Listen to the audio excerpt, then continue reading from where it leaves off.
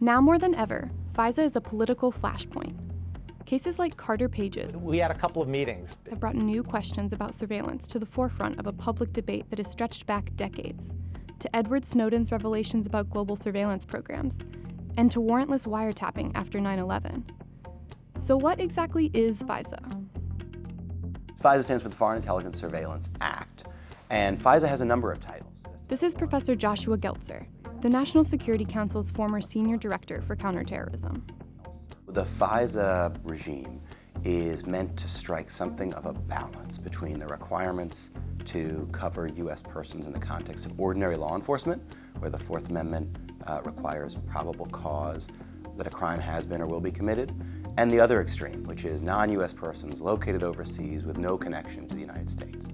It's supposed to be perhaps somewhat easier, in some ways just more contextually appropriate, to ask in the FISA context a different question. It demands that the executive show to a judge on the FISA court, probable cause that the intended target is an agent of a foreign power, here to engage in espionage and potentially commit some sort of crime.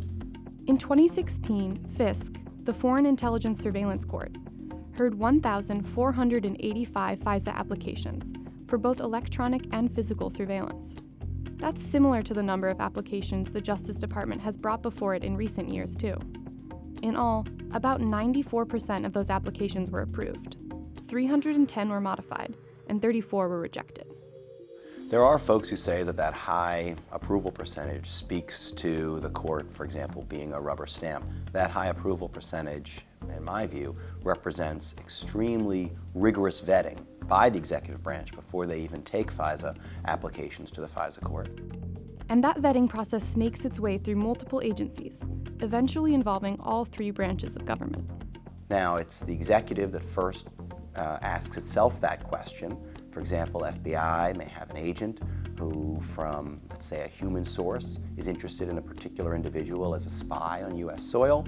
After doing some homework, gathering more information, the agent will have to go up quite high through the ranks of FBI and eventually over to the Justice Department, where lawyers in the National Security Division are going to take their own look at whether they think the standard has been met.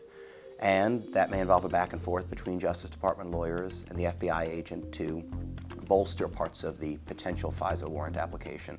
Ultimately, the lawyers, if they feel the standard has been met, are going to take it to a federal judge at the FISA court. Even before the judges of the FISA court are providing questions, feedback, or ultimately an answer to the application, you have the clerks of the court providing initial feedback that can lead to the tightening up, the filling out of a FISA application. And the judge is going to make an independent determination of whether FISA's probable cause standard has been met. Congress does its own after-the-fact oversight of this. Both Intel committees are given access to a wide range of the materials involved in the FISA process, and they too are designed to play an important oversight role in ensuring that the executive doesn't abuse these authorities. FISA warrants must be renewed every 90 days. But ever since FISA's inception in 1978, the orders, their applications, and their renewals have remained classified. But fresh battles are raging about the public interest in unsealing some of these documents, which could feed even more scrutiny of the surveillance process.